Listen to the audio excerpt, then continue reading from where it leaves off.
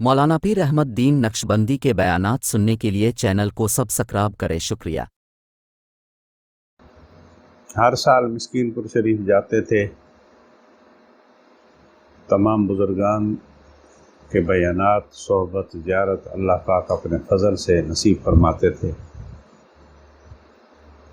तो हज़रत जी के बयान सुनने का और ज़ियारत करने का, कुछ लम्हे सोहबत उमूमी का अल्लाह पाक शरफ बख्शते थे। वो हज़रत जी का मिस्कीनपुर शरीफ का और मिस्कीन शरीफ के इज्तिमा में हज़रत जी का बयान हमारी पूरे साल की मेहनत को जगाने के लिए काफ़ी होता था।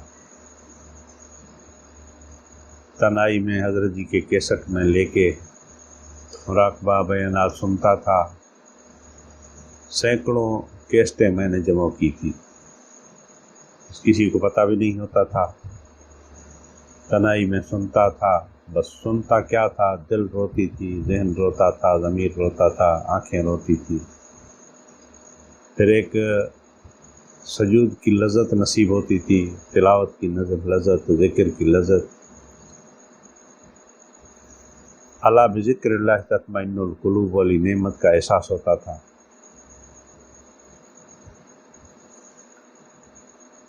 और इन दिनों में हमारे हज़रत जी से इस आजिज़ ने पहले ही साल उमूमी मजलिस में मिस्कीनपुर शरीफ में मगरिब के बाद जो बयान फरमाया, उमूमी बैयत हमने कर ली। आमाल करते थे। असर को ताजुर के बाद मुराकबा करते थे। नमाज फजर के बाद 8 बजे, 9 बजे, 10 बजे तक इतना सारा फासला कोई मुश्किल नहीं नज़र आता था, आसान नज़र आता था।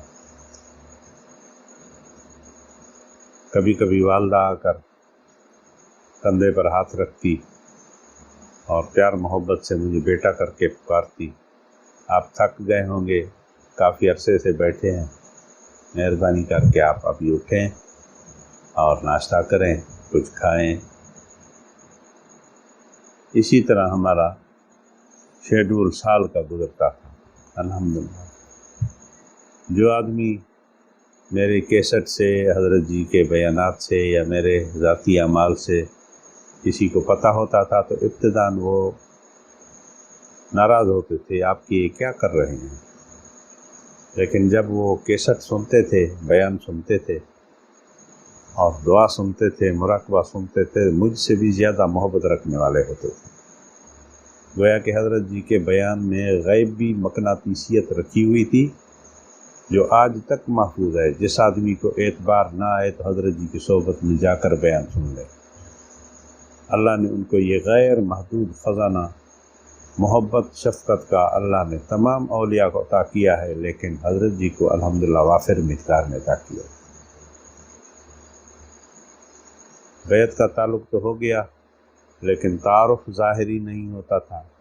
अल्लाह पाक कारी मोहम्मद यासीन सादकाबादी दामत बरकातुहुल आलिया जो हज़रत के खलीफे हैं, हमारे मोहसिन हैं, इनकी मेहनत से अल्लाह ने हज़रत जी के सोहबत का, मुलाकात का शरफ बख्शा।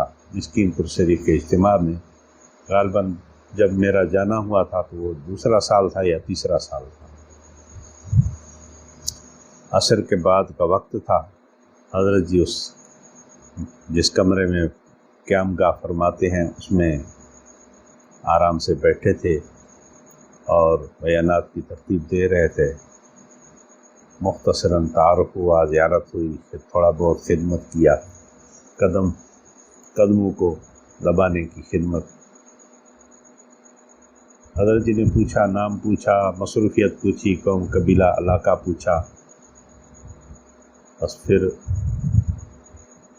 फरमाया कि नमाज की तैयारी करें। जो अगले वाला साल बना आया उसमें भी हज़रत जी के साथ अल्लाह ने शरफ़ मुलाकात बख्शा। तो हज़रत जी को मैंने अर्ज़ किया, आपकी सोहबत में, आपके सफ़र में ये आजिज़ रहना चाहता है। हज़रत जी ने फरमाया कि आप तेरा गाज़ी खान पहुँचे, मैं इंशाअल्लाह शाम तक वहाँ पहुँच जाऊँगा। ہماری سواری بھی نہیں ہوتی تھی، ویسے ہی انواقف جو جاہل آدمی ہوتا ہے ناواقف، ان کی طرح ٹھوکریں دیکھ کے کھا کر پوچھ کر قاری مدثر عرفان تیرا غازی خان والے مدرسے میں ہم پہنچے۔ تو مغرب کے بعد عصر کو پہنچے تو پتہ چلا حضرت جی اوپر گھر میں ہیں تشریف رہا۔ تو میں حضرت جی کے دروازے پر ٹھہر گیا اس نیت سے کہ میں اجنبی ہوں، مسافر ہوں، غیر واقف ہوں اور نیا علاقہ ہے، بس اتنا ہوگا کہ حضرت جی جیسے نماز کے لیے تشریف لائیں گے یا تو اللہ پاک مسافر کی نعمت نصیب فرمائے گا، ورنہ حضرت جی کی نظر کرم پڑ جائے گی، دیکھ لیں گے، فقیر حاضر ہے۔ تو ویسے ہی ہوا، مغرب بعد پڑھ کے حضرت جی اوپر چلے گئے، عشاء کے پہلے حضرت جی نے بلایا۔ حضرت مولانا عبد المتکبر صاحب لورالائی والے، کوٹیا والے، مجھے بھی حضرت جی نے بلایا، ان کو بھی بلایا۔ حضرت جی نے اپنے بیڈ پر بٹھایا، پھر مجھ سے ذاتی حال احوال پوچھ رہے تھے، آپ کیسے مسکین پور شریف آتے تھے، مجھ سے آپ کا کیسا تعلق تھا، کس طرح تعلق قائم ہوا، اور آج تک آپ ذکر اذکار کی زندگی میں روحانی سلوک کی زندگی کیسے گزاری، اعمال کیسے کی۔ اور میں نے جو مختصراً رویداد سامنے تھا حضرت جی کو سامنے عرض کر دیا۔ مولانا عبد المتکبر صاحب نے بھی کچھ اپنے حالات سنائے۔ پھر حضرت جی نے فرمایا کہ یہ آپ کی عمومی بیعت تھی، ابھی خصوصی بیعت کر رہے ہیں آپ کی۔ پھر کلمات پڑھا کر کچھ ہدایات دی۔ تو اس صحبت کا جو لذت اور حضرت جی کی نظر کرم والدین سے زیادہ، بادشاہوں سے زیادہ، اپنے آپ سے بھی زیادہ، اتنی شفقت اور احساس، محبت نظر محسوس ہو رہا تھا۔ پھر اس عاجز کا ذہن لیا کہ اگر 15ویں صدی کے ایک ولی کی نظر میں صحبت میں اتنی تاثیر ہے، 1500 سال پہلے صحابہ اور خاتم الانبیاء کی صحبت میں کتنی تاثیر ہوگی۔ اللہ کا شکر کرتے ہوئے واپس آئے۔ عشاء کے بعد حضرت جی نے بیان فرمایا، ساحرانہ ایسا بیان حضور علیہ السلام کی ولادت، ذات باسعادت، محبت عشق رسول پر بیان فرمایا، جس کو آدمی اپنے زبان سے ان کے تاثیرات کو، ان کی لذت کو بیان نہیں کر سکتا۔ اللہ پاک ہر انسان کے اپنی زبان میں، اپنی شخصیات کے اندر ایک تاثیر رکھی ہے، لیکن اللہ نے حضرت جی کو جو نعمت عطا فرمائی ہے وہ بے مثال ہے۔ اس پر یہ میرا اپنا رائے نہیں، اس کی پوری دنیا گواہی دیتی ہے، خصوصاً اہل دل حضرات، اہل علم حضرات، اہل عقل حضرات، دین دنیا کے پڑھے لکھے سمجھدار لوگ اس حضرت جی کی جو اللہ نے حضرت ہمارے کو جو صلاحیتیں دین دنیا کی دی ہیں، ظاہری باطنی، ان کے سارے اقرار کرتے ہیں۔ واقعی اللہ نے اس شخص کو اس بے مثال نعمت سے نوازا ہے۔ پھر حضرت جی کا بیان پروگرام ہوا ملتان میں، مختلف جگہوں میں، پھر جنگ شریف واپس آتے تھے، یاج بھی ساتھ ہوتا تھا۔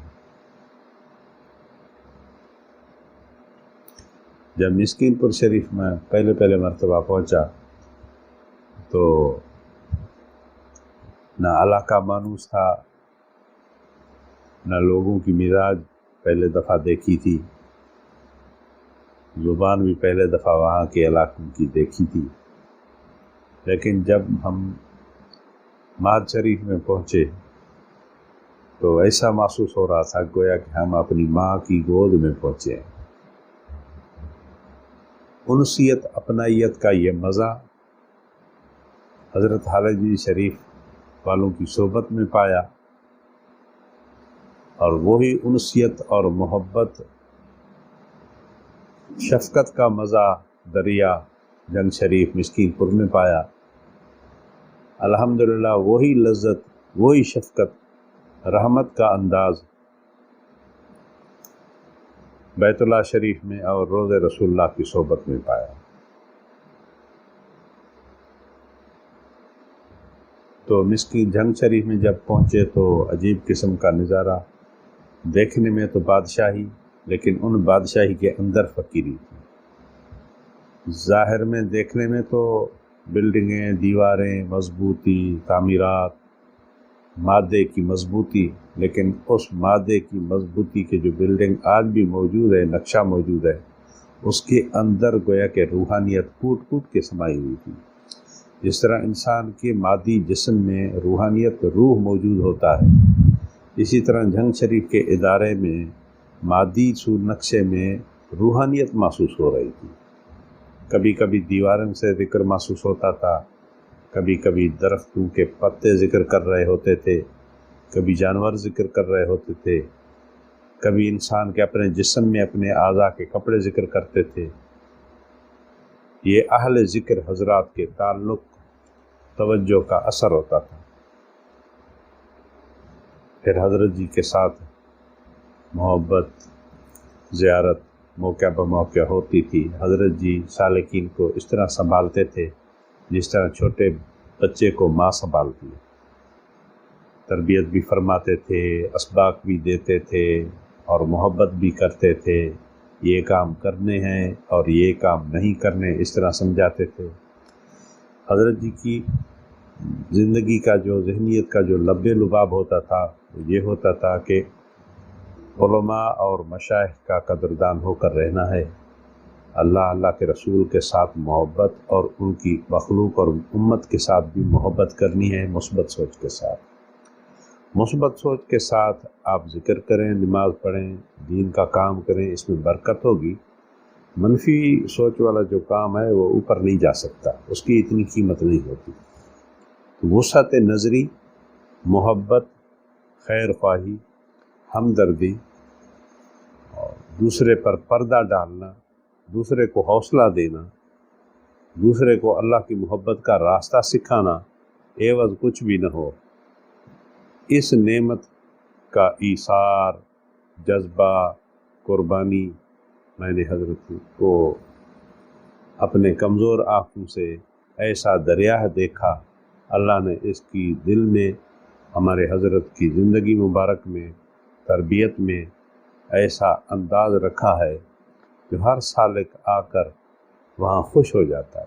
جس طرح پیٹرول پمپ پر گاڑیاں آ کر تازہ ہو جاتی ہیں، پیٹرول لے کے جاتی ہیں، یہ اللہ والے بھی گویا کہ روحانی اللہ رسول کی محبت اور عشق کے پیٹرول پمپ کی مانند ہے۔ سالکین بیچارے آتے ہیں، ناقص آتے ہیں، اس کو کامل بنا دیتے ہیں، ناقص آتے ہیں، ان کو کمال کا راستہ بتا دیتے ہیں، بے سنت آتے ہیں، اس کو سنت کا راستہ بتا دیتے ہیں، نفرت والے آتے ہیں، اس کو محبت کا راستہ بتا دیتے ہیں، حسد والے آتے ہیں، ان کو رشک کا راستہ بتا دیتے ہیں، بری زندگی والے آتے ہیں، بری سوچ والے، وہ بھلی سوچ کا راستہ ان کو دکھا دیتے ہیں۔ وہ انسان ظاہری طور پہ انسان ہوتا ہے، صفاتی طور پر بھی انسان بننے کا اس میں جذبہ پیدا ہو جاتا ہے۔ اللہ نے حضرت کو ایسا مقام، ایسا فکر، ایسا انداز تربیت عطا فرمایا ہے جو ایک بے مثل اور منفرد تاثیر ہے۔ اللہ پاک ہمیں ایسے سائے کا، ایسے شیخ کا، ایسے مرشد کا، ایسے مربی کا دین دنیا میں ہر کاموں میں محبت اور تابعداری نصیب فرمائے۔ Thanks for watching video. Don't forget to subscribe channel Maulana Pir Ahmed Din Naqshbandi. Like the videos, comments and share to friends.